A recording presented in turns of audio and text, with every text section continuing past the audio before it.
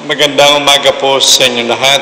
Magandang umaga rin po, Monsignor. Sa ating banal na pagdiriwang na ito, tayo nagpupuri, nagpapasalamat sa ating Panginoon sa lahat ng mga biyaya at bagay na pinagkaloob niya sa atin.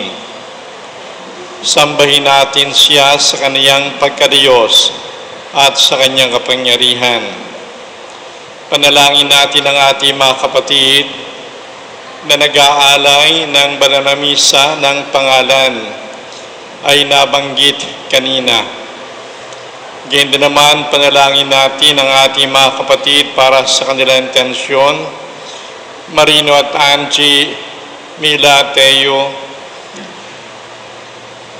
Luz, Bobby,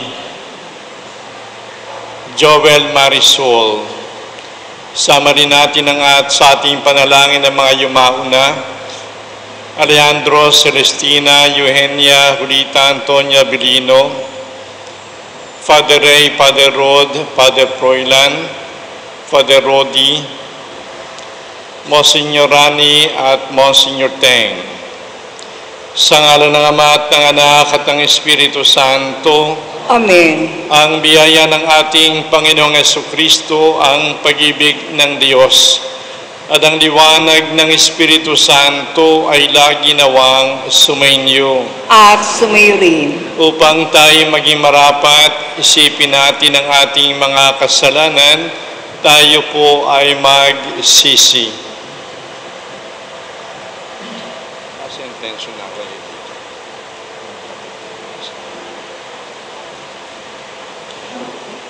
Pinakalagay po.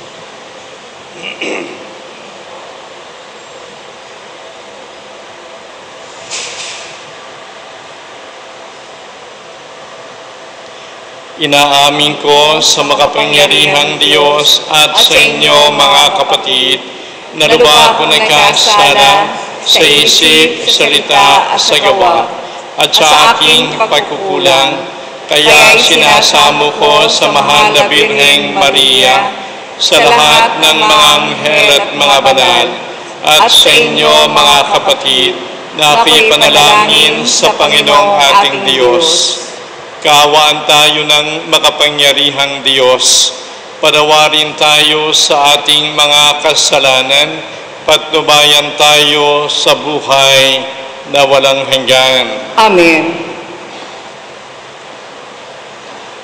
Panginoon, kaawaan mo kami. Panginoon, kaawaan mo kami. Kristo, kaawaan mo kami. Kristo, kaawaan mo kami. Panginoon, kaawaan mo kami. Panginoon, kaawaan mo kami.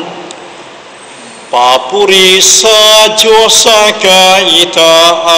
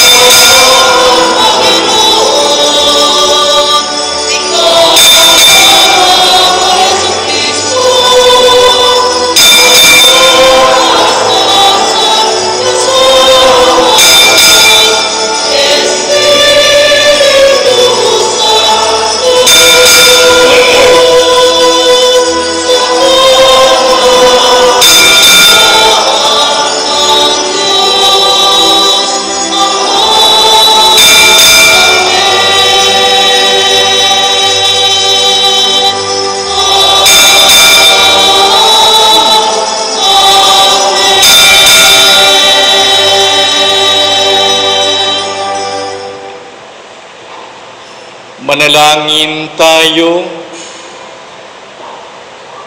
Ama naming makapangyarihan, gawin mong lagi naming matapat na sundin ang loob mo upang kami wagas na makapaglingkod sa iyo. Sa pamagitan ni Jesucristo, kasama ng Espiritu Santo, magpa sa walang hanggan. Amen. Magsiupo po ang lahat. Sa unang pagbasa, ipinahayag ng Panginoon na ang kanyang lingkod ay tatanggap ng parusa ng marami para sa kanilang kapatawaran at matapos ang mga pagdurusa ay lalasap sila ng ligaya. Ang salita ng Diyos mula sa aklat ni Propeta Isaias. Sinabi ng Panginoon, ang kanyang paghihirap ay kalooban ko. Inihandog niya ang sarili upang sa pamamagitan noon ay magkaroon ng kapatawaran. Dahil dito'y mabubuhay siya ng matagal. Makikita ang lahing susunod sa kanya at sa pamamagitan niya'y maisasagawa ang aking panukala. Pagkatapos ng pagdurusa, lalasap siya ng ligaya. Malalaman niyang hindi nawala ng kabuluhan ang kanyang pagtitiis. Ang aking tapat na lingkod at lubos kong kinalulugdan. Ang siyang tatanggap sa parusa ng marami. At alang-alang sa kanya, sila'y aking patatawarin. Ang salita ng Diyos. Salamat sa Diyos.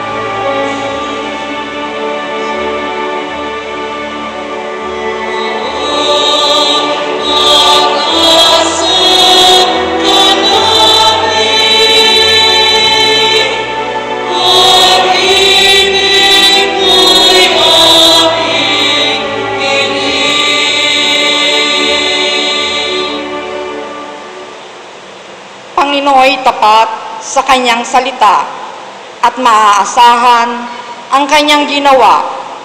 Minamahal niya ang gawang matapat, ang pag-ibig niya sa mundo'y laganap.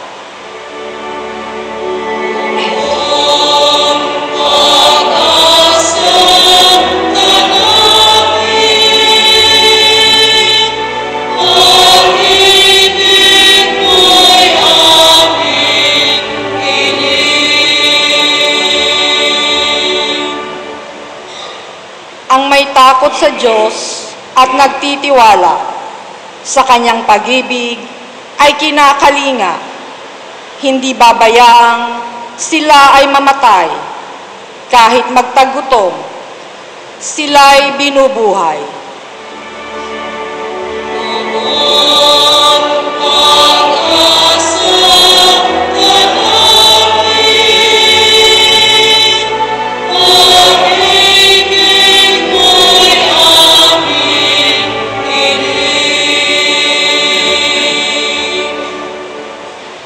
Ang ating pag-asay nasa Panginoon. Siya ang sanggalang natin at katulong. Ipagkaloob mo na aming makamit, o poon, ang iyong wagas na pag-ibig. Yamang ang pag-asay sa iyo nasasali.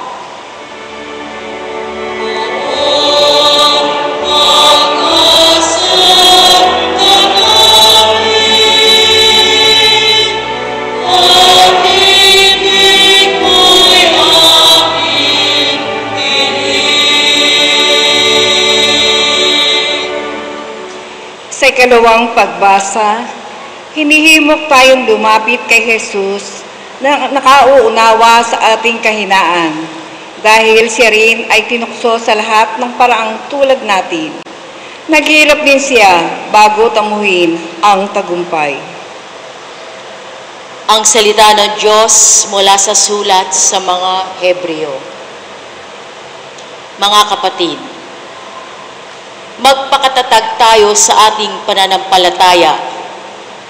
Yamang mayroon tayong dakilang saserdote na pumasok sa kalangitan sa harapan ng Diyos.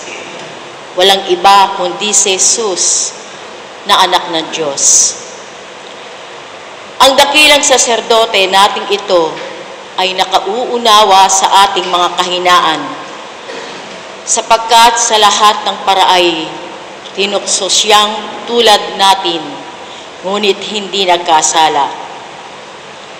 Kaya't huwag na tayong mag-atubiling lumapit sa trono ng mahabaging Diyos, at dooy kakamtan natin ang habag at kalinga sa panahong kailangan natin ito.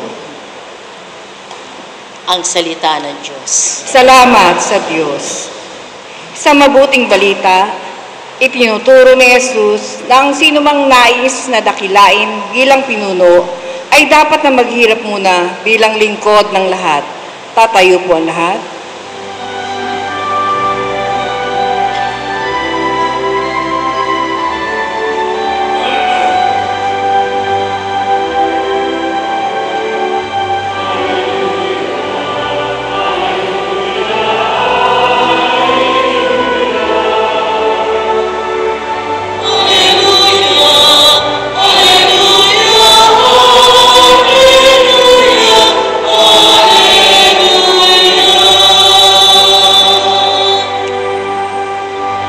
Anak ng tao ay dumating upang sariling buhayin, lingkod manubos natin.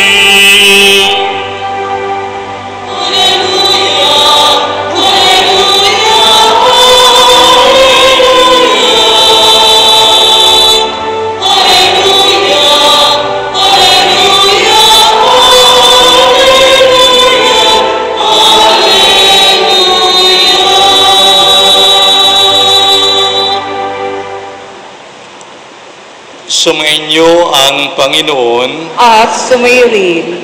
Ang mabuting balita ng Panginoon ayon kay San Marcos. Papuri sa iyo, Panginoon.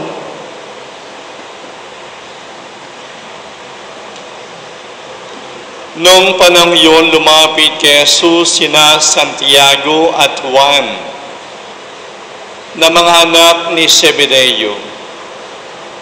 At ang sabi, Guro, may hihilingin po sana kami sa inyo. Ano yun? Tanong ni Jesus. Sumagot sila, sana makaupo kami katabi ninyo sa inyong kaharian, isa sa kanan at isa sa kaliwa.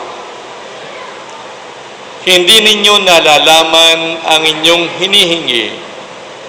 Sabi ni Jesus sa kanila, mababata ba ninyo ang hirap na babatahin ko? Pabibinyag ba kayo sa binyag na daranasin ko? Opo, tugon nila.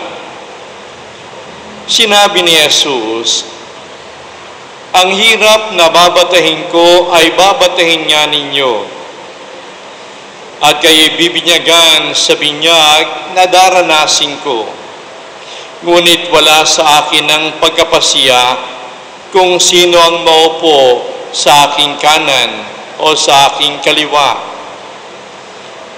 Ang mga luklukan na sinasabi ninyo'y para sa mga pinaghandaan. Nang marinig ito ng 10 alagad, nagalit sila sa magkapatid. Kaya't pinalapit sila ni Jesus at sinabi, "Alam ninyo ng mga tinuturing na pinuno ng mga hintil ay siyang pinapanginoon, at ang mga dinadakila ay siyang nasusunod. Ngunit hindi ganyan ang dapat umiral sa inyo. Sa halip, ang sino man sa inyong ibig maging dakila ay dapat maging lingkod. Ang sino mang ibig maging pinuno ay dapat maging alipin ng lahat. Sapagkat ang anak ng tao'y naparito, hindi upang paglingkuran, kundi upang maglingkod, at ibigay ang kanyang buhay sa katutubos ng lahat." Ang mabuting balita ng ating Panginoon. Pinupuri ka namin, Panginoong Hesukristo.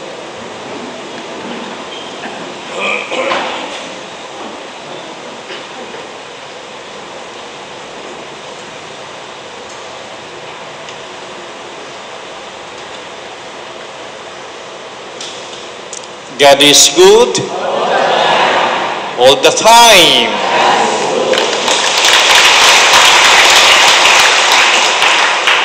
Magandang umaga po sa inyong lahat. Kayo po ba ay nakasakay na sa airplane? Nakasakay na ba kayo sa airplane? No? Kayo ba ay nakasakay na sa airplane? Nakasakay na kayo. Kayo nakasakay na sa airplane. Nakasakay na. Eto, nakasakay na ba kayo sa airplane na kung saan ay napakalakas ng turbulence, yung pang lakas ng yanig, no? Dahil sa cloud sa langit. At pagkatapos, nasira yung makina, no? Ng airplane. At yung airplane ay mabilis na bumabaksak sa lupa. Nakasakay ba kayo doon? Hindi pa, no? Kung hindi, patay na kayo. Wala na kayo dito, no? Eh, siyempre. No? Sinasaysay na may isang airplane na ito'y nasa 40 meters yung altitude. Mataas. At yung airplane na ito, nasiraan ng makina. Ayaw gumana yung makina, kaya napakabilis. Pababa, bumubulusok. At nagsilita yung pilot. Sinabi niya sa mga pasahero, "I'm sorry to tell you, pero may babalita ko sa inyo." Sabi ng piloto, isang good news, dalawang bad news. Isang good news, dalawang bad news. At ang sabi ng piloto, ang isang bad news, yung ating airplane, nasira ang makina at babaksak tayo. Sigurado yan. Babaksak sa lupa yung airplane natin. At sinabi niya, ang isang good news, marami tayong parachute na magagamit ninyo. Maraming parachute. At pagkatapos sinabi niya, ang isang bad news, ang ating parachute ay 4 lamang at kayo 5. 4 lamang ang parachute at kayo 5. Ibig sabihin, yung isa sa kanila, walang parachute. Kaya sinabi ng piloto, ako'y piloto ng mga airplane. Kailangan akong mabuhay dahil ako'y nagpapalipad ng airplane at maraming pasahero ang dinadala ko mula sa iba't ibang lugar. So sinabi niya, goodbye. Yung piloto tumalon at meron siyang parachute na sarili. Tumalon sa labas. Ligtas siya. At yung isang doktor naman, na pasahero din, sinabi niya, ako'y doktor. Marami kong ginagamot na may sakit, mga sakit sa puso. Yung mga may sakit sa kidney, sa lungs, lahat na yan na pasyente ko, napapagaling ko. Kaya mahalaga ako na mabuhay. Mahalaga akong mabuhay para matulungan ang maraming may sakit. Kaya kinuha niya yung parachute at siya'y tumalon. Kinuha yung parachute ng doktor at siya'y tumalon. At ang isang tumayo ay yung isang attorney. Isang attorney. At ang sabi niya, ako'y maraming kaso na pinaglalaban. Pinagtatanggol ko yung mga may hirap, yung mga pinagsasamantalahan, yung mga inaapi, kahit walang bayad, pro bono, sabi niya. Pinagtatanggol ko yan. Pinagtatanggol ko yung kalikasan. Lumalabang kami sa mga drug addictions, mga drug lords, kinakalaban namin yan. Kaya mahalaga ako na mabuhay. Dahil maraming taong nangangailangan sa akin. Kinuha niya yung isang parachute at siya'y tumalon. Ilang parachute na natitira? Dalawang parachute. Ilang pa sila? 3 pa sila. No? Kaya ang tumayo naman ay yung isang genius na inventor. Sabi niya, ako'y maraming na invento. Cellphone, radyo, telephone, camera, na-invento namin yan. Pati yung batang umiiyak, pinapatahan namin. At kinuha niya yung parachute. Sabi niya, kailangan ako ng maraming tao para sa high technology. Kinuha yung parachute at siya'y tumalon. E natitira na lamang yung isang pare at yung isang binata. Dalawa na lamang sila. At sabi ng pare, binata, ako'y matanda na. Hindi baling mamatay na ako. Marami na akong nagawa sa misyon ko. Ikaw na yung magsuot ng parachute. May iwan na ako dito. At natawa yung binata. Naku, Father, sabi niya, huwag kayong mag-alala. Bakit? Sapagkat meron pa pong 2 parachute na nandiyan. 2? Bakit? Hindi ba? Isa na lang. Naku, hindi po, Father. Paano naging 2? Sapagkat yung inventor ko, ang kinuha niya, yung backpack ko. Yung backpack. Yung bag niya, ang kinuha, ginamit na parachute. Ginamit na parachute. Ay, inventor, patay.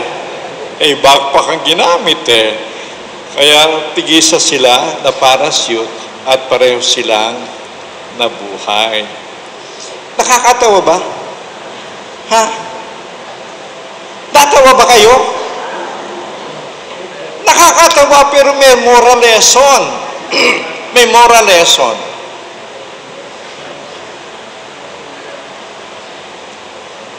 Tandaan natin, hindi tayo mas magaling kaysa iba. Hindi tayo mas mahusay kaysa iba.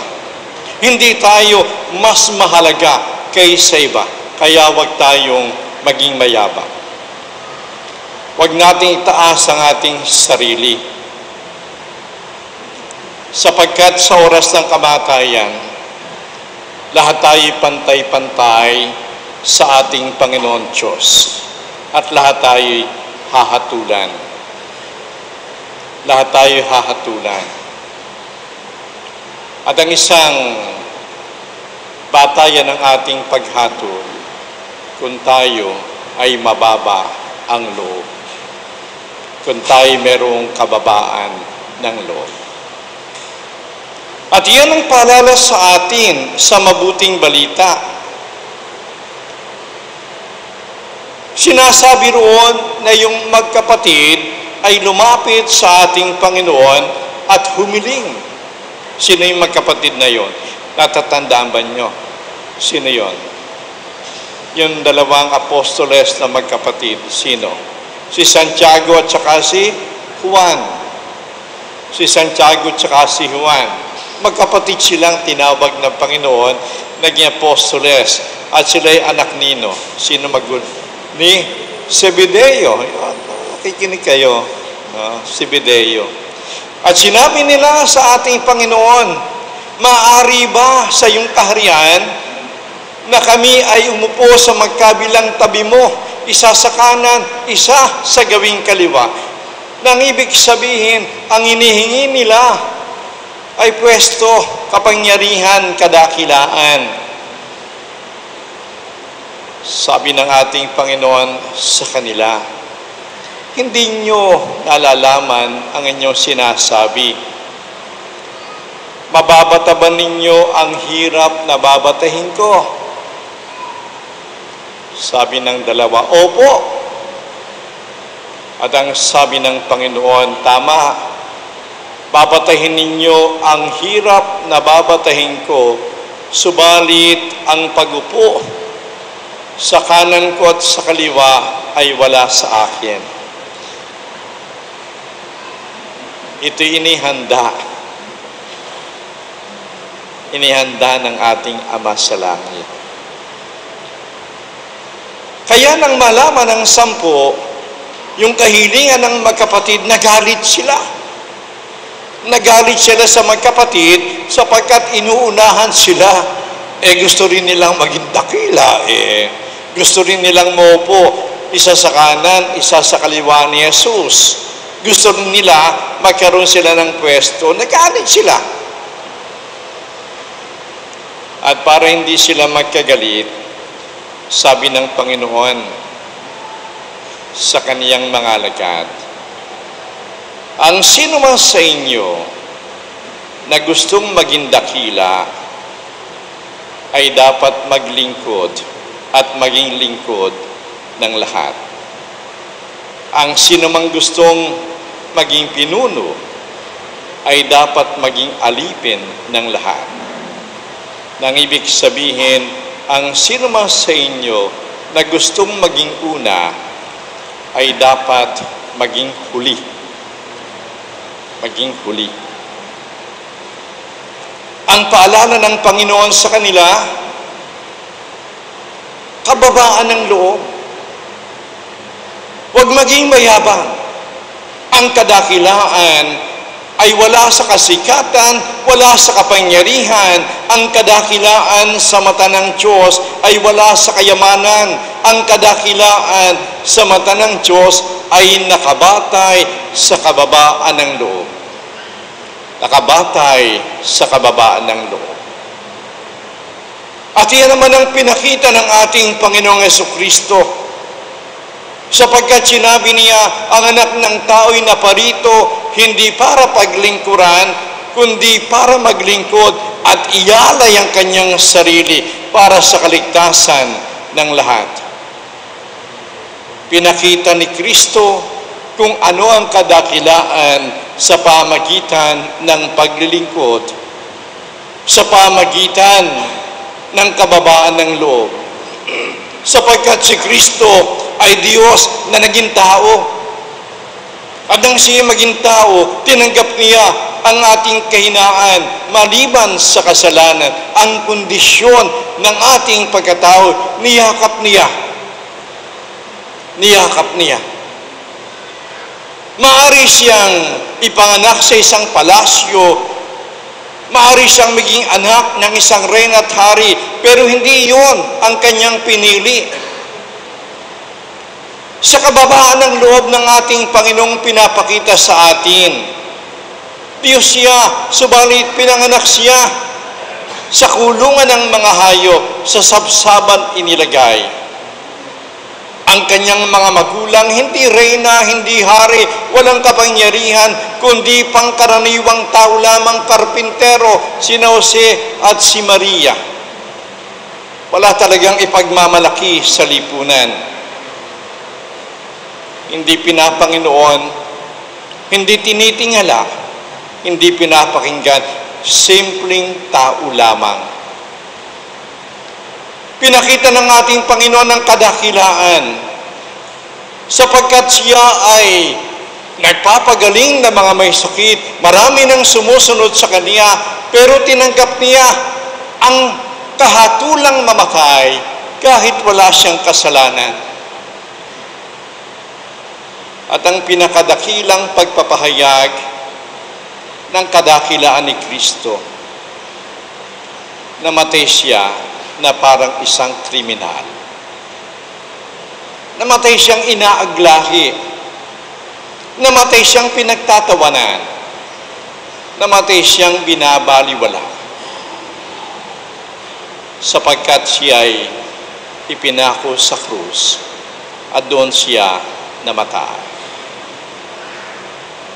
At nang siya'y mabuhay na maguli, siya'y tinaas ng kanyang Ama sa langit, sapagkat siya'y sumunod sa kanyang Ama hanggang sa kamatayan. Dinakila siya ng Ama.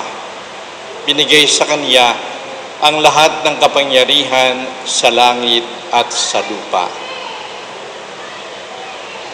Yan ay isang paalala sa atin. Huwag tayong maging mayabang. Huwag nating isipin na kung tayo'y nasa kapangyarihan, mas mayaman tayo, pantay-pantay pa rin tayo sa mata ng Diyos. At sa Kanyang harapan, sa oras ng ating kamatayan, lahat tayo ay hahatulan.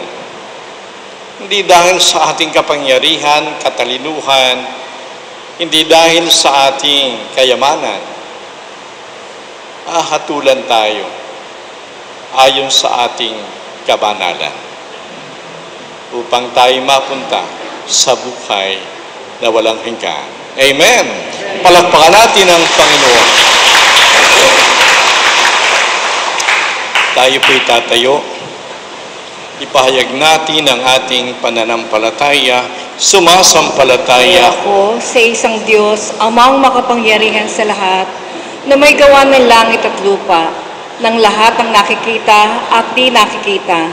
Sumasampalataya ako sa isang Panginoong Hesukristo, bugtong na anak ng Diyos, sumilang sa Ama bago pa nagkapanahon. Diyos buhat sa Diyos, liwanag buhat sa liwanag. Diyos na totoo buhat sa Diyos na totoo, sumilang at hindi ginawa. Kaysa ng Ama sapagkat Diyos, at sa pamamagitan niya ay ginawa ang lahat.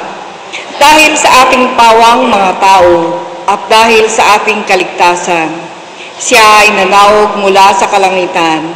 Nagkatawang tao siya lalang ng Espiritu Santo kay Mariang Birhen at naging tao. Ipinako sa krus dahil sa atin. Nagpakasakit sa hatol ni Poncio Pilato, namatay at inilibing. Muli siyang nabuhay sa ikatlong araw ayon sa banal na kasulatan. Umakyat sa kalangitan at lumuklok sa kanan ng Amang may kapal. Paririto siyang muli na may dakilang kapangyarihan upang hukuman ang mga buhay at mga patay. Sumasampalataya ako sa Espiritu Santo, Panginoon at nagbibigay buhay na nanggagaling sa Ama at sa Anak. Sinasamba siya at pinararangalan, kaisa ng Ama at ng Anak. Nagsalita siya sa pamamagitan ng mga propeta. Sumasampalataya ako sa isang banal na simbahang Katolika at Apostolika, gayon din sa isang binyag, sa ikapagpapatawad ng mga kasalanan, at hinihintay ko ang muling pagkabuhay ng nangamatay, ang buhay na walang hanggan. Amen. Panalangin ng bayan, dumalangin tayo sa Amang maawain upang tulad ng kanyang anak, hangarin nating maglingkod at hindi paglingkuran. Ating pong itugon, Panginoon, gawin kaming lingkod ng iyong pag-ibig. Gawin kaming lingkod ng iyong pag-ibig. Para sa mga pari at namanata sa Diyos, upang manindigan sila sa katarungan, kapayapaan, kalayaan, at dangal ng tao. Manalangin tayo sa Panginoon. Panginoon, gawin kaming lingkod ng iyong pag-ibig.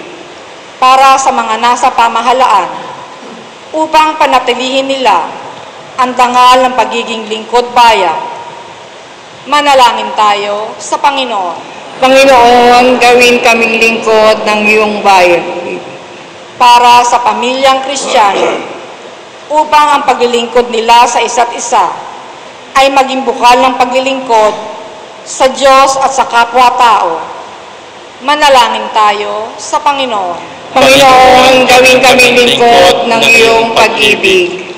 Para sa ating natitipon ngayon, upang ang buhay paglilingkod natin ay umusbong sa ating pagiging binyagan. Manalangin tayo sa Panginoon. Panginoon, gawin kaming lingkod ng iyong pag-ibig. Para sa mga misyonero, upang ang kanilang pagiging lingkod ng Ebanghelyo ay magpalaganap sa kultura ng buhay sa buong mundo.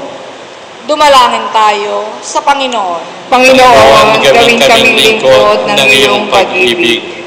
Para sa mga kapatid nating yumao, upang ihatid sila sa kabilang buhay ng kanilang paglilingkod.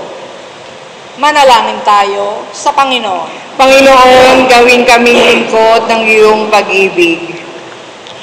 Amang mapagmahal dinggin ang aming panalangin, tulungan kaming maglingkod na walang hinihintay na kapalit sa pamagitan ni Jesucristo kasama ng Espiritu Santo magpa sa walang hanggan. Amen. Magsipo po lahat.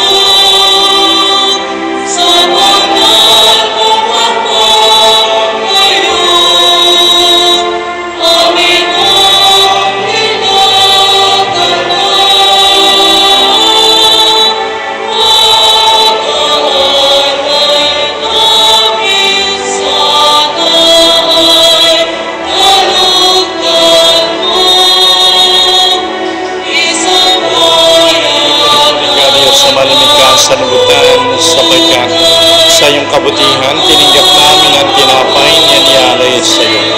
Nagaling sa lupa, pinagpagurang tao, pamaging tinapay na magdudulot sa amin.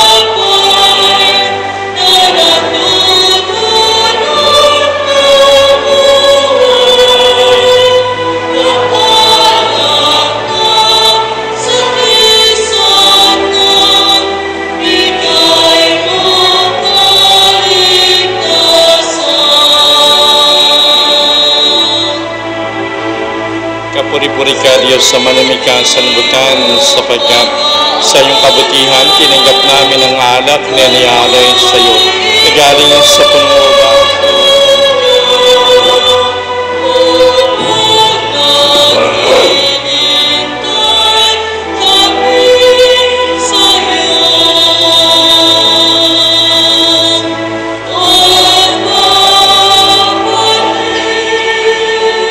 Tatayo po ang lahat. Manalangin tayo mga kapatid upang tayo at ang ating mga alay maging kalugod-lugod sa Diyos Amang makapangyarihan. Tanggapin nawa ng Panginoon itong paghahain sa iyong mga kamay, sa kapurihan niya at karangalan, sa ating kapakinabangan at sa buong sambayanan niyang banal. Ama naming lumikay, pagkaloob mong ikaw ay aming kusang mapaglingkuran sa paghahain namin ng mga alay na iyong bigay, upang kami dalisayin ang iyong pagmamahal sa paglilingkod namin ngayong ginaganap ang banal na pagdiriwang sa pamagitan ni Jesucristo, kasama ng Espiritu Santo, magpa sa walang hanggan. Amen. Sumainyo ang Panginoon. At sumayo rin. Itaas sa Diyos ang inyong puso at diwa. Itinaasa namin sa Panginoon. Pasalamatan natin ang Panginoong ating Diyos. Marapat na siya ay pasalamatan. Ama naming makapangyarihan, tunay ngang marapat na ikaw ay aming pasalamatan. Nasa iyong aming buhay, pagkilos at pagiral. Sa pamuhay namin, araw-araw tinatamasa namin ang iyong pagmamahal. Sa pag-ibig mong ipinula sa sangkatauhan, ang Espiritu Santo'y unang aning bigay ng anak mong naglagak sa amin ng katiyakang nakalaang mabuhay kami sa piling mo kailanman. Kaya kaysa ng mga anghel na nagsisiawit ng papuri sa iyo ng walang humpay sa kalangitan, kami nagbubunyi sa iyong kadakilaan.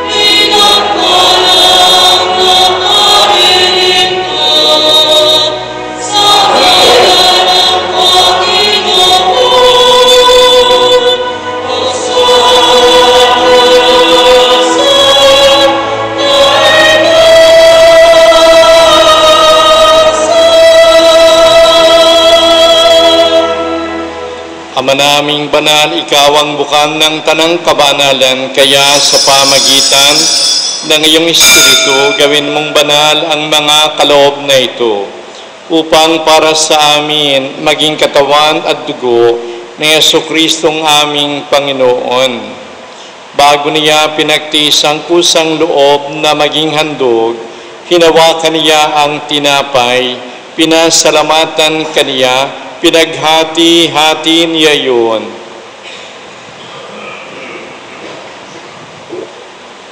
Iniabot sa kaniyang mga alagad at sinabi, tanggapin ninyong lahat ito at kanin, ito ang aking katawan na ihahandog para sa inyo.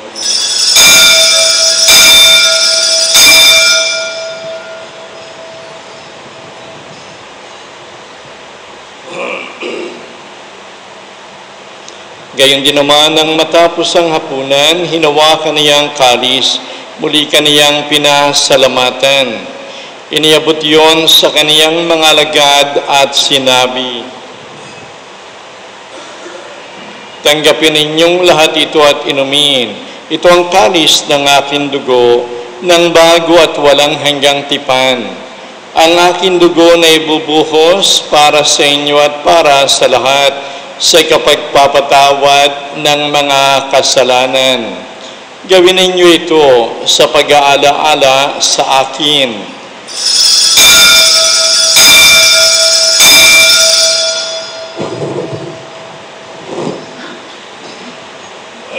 Tatayo po lahat. Ipagbunyi natin ang misteryo ng pananampalataya.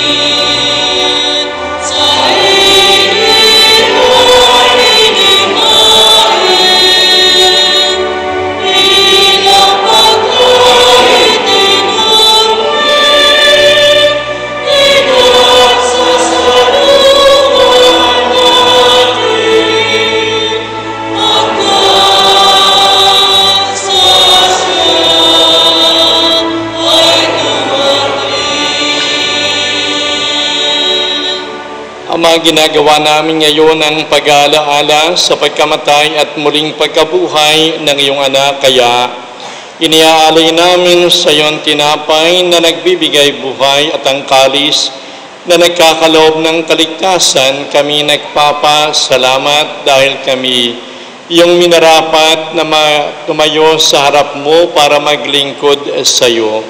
Sinasamo namin kaming magsasalo-salo sa katawan at dugo ni Kristo ay mabuklod sa pagkakaisa sa pamamagitan ng Espiritu Santo. Pamalingapin mo ang iyong simbahang laganap sa buong daigdig. Puspusin mo kami sa pag-ibig. Kaysa ng aming Papa na si Francisco, ang aming Obispo na si Dennis at lahat ng mga pari, alalahanin mo rin ang mga kapatid naming nangahimlay ng may pag-asang sila'y muling mabubuhay, gayon din naman ang lahat ng mga pumanaw. Kaawaan mo sila at patuloyin sa iyong kaliwanagan. Kaawaan mo at pagindapatin kaming lahat na makasalo sa iyong buhay na walang wakas, kaysa ng mahal na Birheng Maria, na ina ng Diyos, kaysa ng mga apostol at lahat ng mga banal, ni San Lorenzo at ni San Jose, na namuhay dito sa daigdig ng kalugod-lugod sa iyo. May pagdiwang nawa namin ang pagpupuri sa ikararangal mo sa pamagitan ng iyong anak na aming Panginoong Heso Kristo.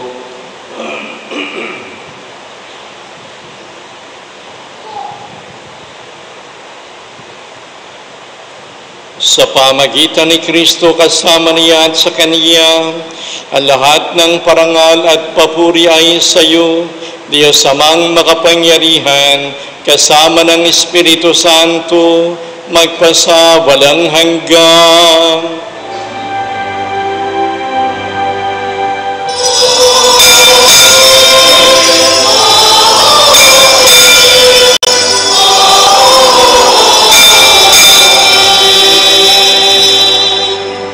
Awitin po natin, Ama namin.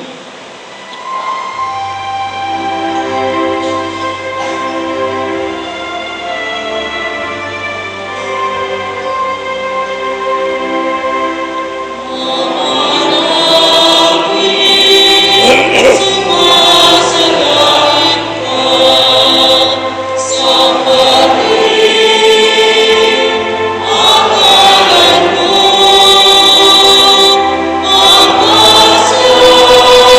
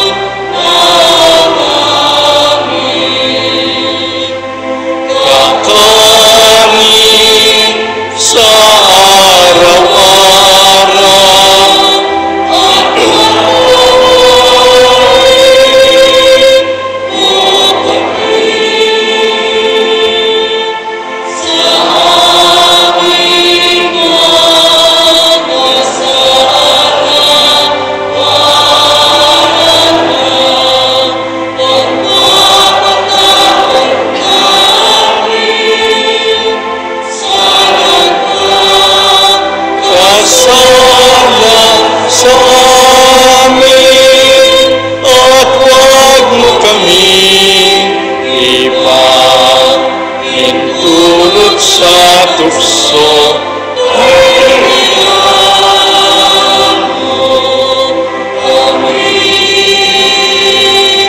sa lahat ng masama. Piniling namin kami adya sa lahat ng masama, pagkalooban ng kapayapaan araw-araw, iligtas sa kasalanan, ilayo sa lahat ng kapahamakan, samantalang aming pinananabikan ang dakilang araw ng pagpapahayag ng tagapagligtas naming si Yesu Kristo.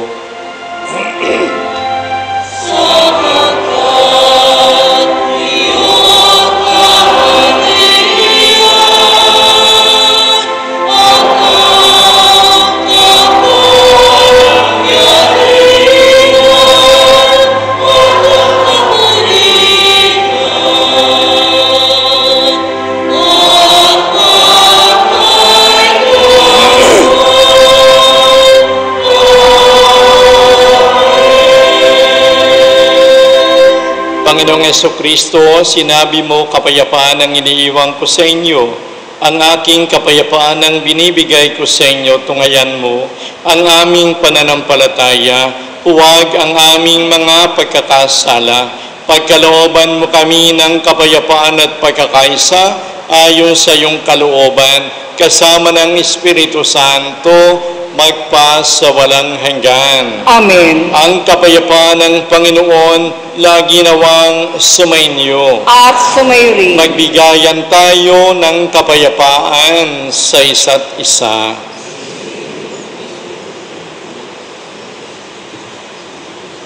Kordero ng Diyos na nag-aalis sa mga kasalanan ng sanlibutan, maawa ka sa amin.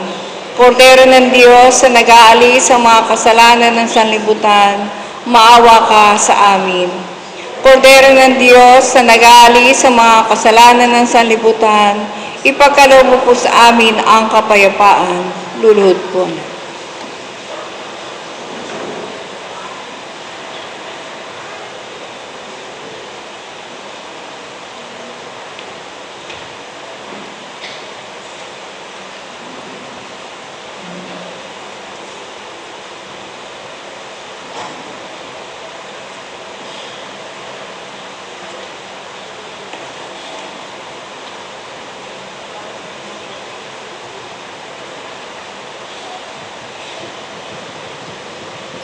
Narito si Yesu Kristo na ating Panginoon, ang Kordero ng Diyos na nag-aalis ng mga kasalanan ng sanlibutan. Mapapala tayong lahat na tinatawag sa piging ng Kordero. Panginoon, hindi ako dapat na magpatuloy sa iyo, ngunit sa isang salita mo lamang ay gagaling na ako.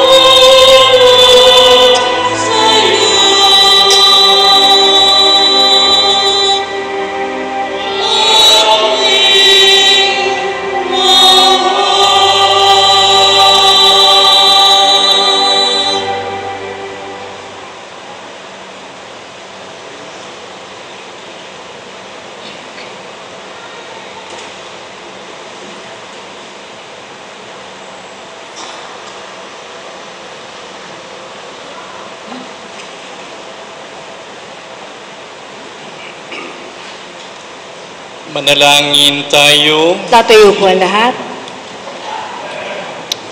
Ama naming mapagmahal, gawin mong sa aming banal na pakikinabang kami ngayon ay ang matulungan at mahubog para mamuhay sa kalangitan sa pamagitan ni Jesucristo kasama ng Espiritu Santo magpa sa walang hanggan. Amen.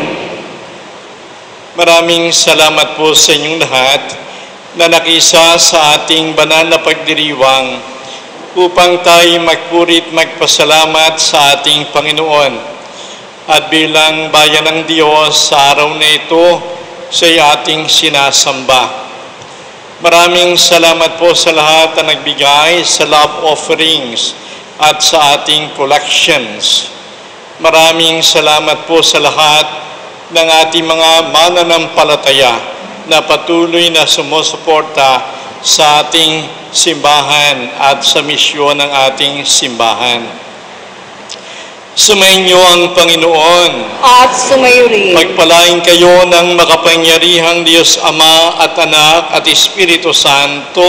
Amen. Tapos na ang ating banal na pagdiriwang, humayo tayong mapayapa, lagi tayong magpasalamat, magpuri at sumunod sa ating Panginoon Diyos. Salamat sa Diyos.